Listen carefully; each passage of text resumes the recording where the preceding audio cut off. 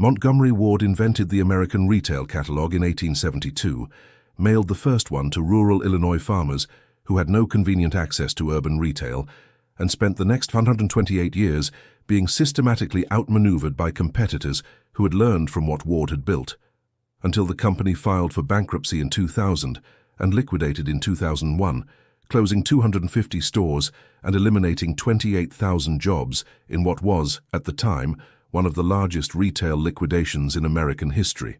The headquarters that Ward occupied in Chicago's Merchandise Mart district across its final decades, a complex of buildings on the Chicago River that had been the operational center of one of America's most significant retail innovations, became the specific physical evidence of what it means for a company to outlive its own relevance. The catalog was the original e-commerce. Ward recognized in 1872 that rural American consumers were underserved by their geographic isolation from urban retail, and that a mechanism for delivering merchandise directly to those consumers would generate extraordinary commercial demand. That insight was correct. The mechanism Ward built, the catalog, the distribution infrastructure, the rural-consumer relationship, was the foundation on which Sears also built its empire, and it was the foundation whose elimination by automobile ownership, suburban shopping malls, and eventually the Internet destroyed both companies. The forensic entry point is the gap between Ward's 1872 innovation and its 2001 liquidation, 129 years of operation, during which the company's founding competitive advantage was eliminated not once but twice, first by the suburban retail format that displaced the catalog's rural consumer relationship, and then by the Internet commerce that displaced the suburban retail format, without Ward producing the strategic response that either transition required. Ward invented the insight. It could not survive the insight's evolution. Subscribe now, because the Ward case documents the specific institutional failure mode of the company that creates an industry and then refuses to acknowledge when the industry has moved past it. Montgomery Ward's Chicago presence across the 20th century was anchored by the Merchandise Mart, completed in 1930 on the north bank of the Chicago River, which Ward had commissioned as the largest building in the world at the time of its construction, a 4.2 million square foot combined wholesale trade center and corporate headquarters, whose architectural ambition expressed the company's confidence in the permanence of the wholesale merchandise distribution model that had built its fortune. The Merchandise Mart was sold to the Kennedy family in 1945, partially because the building's maintenance costs exceeded what Ward's post-war retail strategy could justify, and partially because the wholesale trade center model, whose scale the building had been built to serve, was being disrupted by the same suburban retail format that was simultaneously disrupting Ward's catalog business. The Ward headquarters that remained in Chicago through the company's final decades occupied a more modest footprint that reflected the company's diminished strategic position, the former administrative hub of a retail empire whose original competitive model had been eliminated by forces the company had watched develop, without repositioning to address. The specific management failures that produced Ward's 2001 liquidation have been documented extensively in the retail industry literature. The decade of underinvestment in store renovation that followed the company's early 1980s buyout by Mobil Oil and subsequent corporate restructuring, the failed attempt in the 1990s to reposition as a specialty retailer under CEO Bernard Brennan, and the specific strategic decision in the late 1990s to invest in catalog operations rather than e-commerce at the precise moment that Amazon was demonstrating that online retail had replaced the catalog as the mechanism for reaching consumers who preferred home delivery. The catalog was Ward's founding innovation. Ward's leadership in the 1990s treated the catalog's continuation as the strategic response to e-commerce disruption, investing in catalog infrastructure at the moment when the catalog model was being eliminated by the same consumer behavior shift that Ward's 1872 founder had originally recognized as a commercial opportunity. The institutional denial that produced Montgomery Ward's 2001 liquidation is the specific variant of organizational cognitive failure that management theorists have documented as the innovator's dilemma.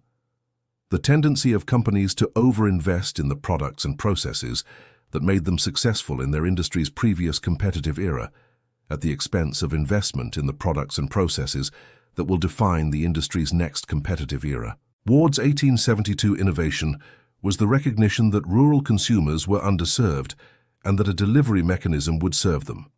By 1990, rural consumers were no longer primarily underserved. They had mall access, they had automobile ownership, and they had the same emerging internet access that urban consumers had. The customer segment that Ward's catalog had originally served had been progressively integrated into the mainstream retail market through the suburban dispersal that the company's founding competitive model had been designed to serve before the suburban retail format made the catalog model redundant. Ward's leadership across the 1980s and 1990s was not investing in the catalog because they failed to understand that the internet existed. They were investing in the catalog because the catalog was Ward's identity, Ward's infrastructure, and Ward's primary operational competency, and the institutional inertia of a 128-year-old organization whose entire physical and organizational infrastructure had been built around catalog operations made the strategic pivot to e-commerce feel like institutional self-destruction rather than institutional survival. That inertia is the specific failure mode this episode documents. The confusion between institutional identity and strategic relevance, in which a company whose identity has been built around a specific mechanism mistakes the mechanism for the underlying consumer insight that made the mechanism valuable, and continues investing in the mechanism after the mechanism has been obsoleted by a superior alternative to the same insight. Ward saw that rural consumers wanted convenient access to merchandise and built a catalog to serve them. Amazon saw that consumers of all geographies wanted convenient access to merchandise and built an e-commerce platform to serve them. The underlying insight is identical. The mechanism is different. Ward invested in the older mechanism. Amazon built the newer one. The Chicago real estate that Montgomery Ward occupied across its final operating decades reflects the specific challenge of corporate real estate whose configuration has been optimized for a business model that is in terminal decline.